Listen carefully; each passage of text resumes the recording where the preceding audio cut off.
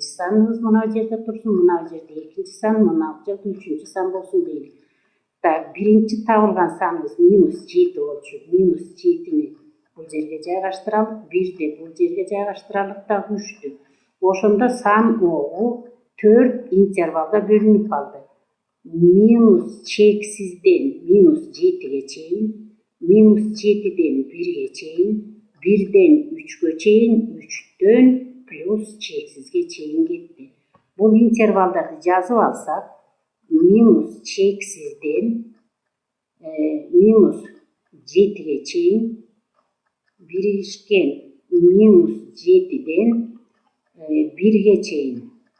Бул жерде суроо болот. 1 x 1ге барабар эмес деп. Ошондуктан аган тегерек кашаны коебуз, себеби x 1 деген маанини ала албайт. Анда 7 деген маанини x'тер ала алгандыктан аны кайра чарчы каша менен белгилейбиз. Башкача айтканда x 7ге барабар болгон маанилерди ала алат. Себеби x барабар 7 болгондо биздин берилген барабарсыздыкты кандайдыр бир а менен белгилей турсак, барабар 0 деген маанини алат экен. Себеби берилген барабарсыздыкта кичине же барабар 0 тургандыктан 0 маанисин ала алат. Анда биришет 1ден 3гө чейин 3-үнчү интервал, акыркы интервалыбыз 3төн плюс чексизге чейин болду. Эми x өзгөрүлмөнүн мааниси биринчи интервалда жатат дейли. -чексизден -7ге чейинки интервалда. Муну кандай түшүнөбүз?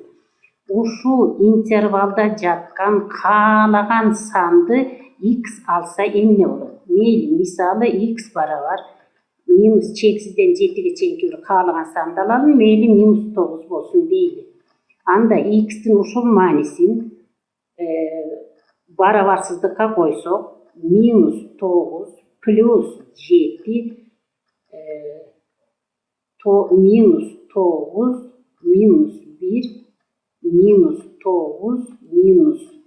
-3 барабар кандай сан чыгарын аныктайлык. -9 7 бир жерден -2 чыгат, көбөйтүлгөн. -9 -1 белгилери бирдей болгондуктан кошулат, белги сакталат. Көбөйтүлгөн. Бул жерде дагы экөөнүн белгиси бирдей болуп жаткандыктан 3-үчү көбөйтүүчүдө кошобуз, 9га 3тү кошсок 12 болот. Белгиси бирдей болгондуктан белги сакталат. Ошентип 3 көбөйтүүчү тең терс сан болуп калды. 3 терс санды көбөйткөндө терс сан чыгаары белгилүү. Анда биринчи интервалда берилген барабарсыздык терс мааниге ээ болот экен. Экинчи x экинчи интервалга тиешелүү болсун. Башкача айтканда 7ден 1ге чейинки интервалда. Ушул интервалда жаткан каалаган санды x'ке беребиз. 7ден -7ден 0ге чейин, мисалы үчүн 0ды алсак болот. Эсептегенге кичине оңоюраак болсун.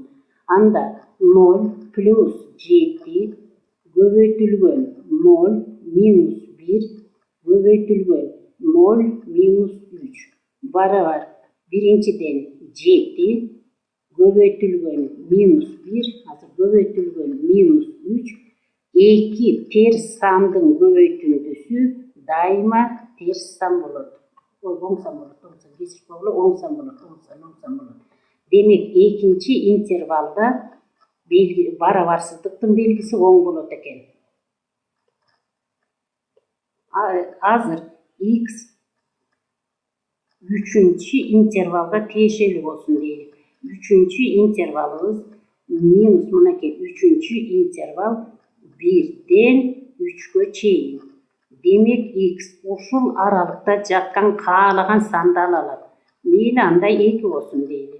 Анда x'тин ордуна 2-ни коюп, 2 плюс 7 көбөйтүлгөн 2 минус 1 көбөйтүлгөн 2 минус 3 барабар 2ге 7-ни кошсок 9 болот.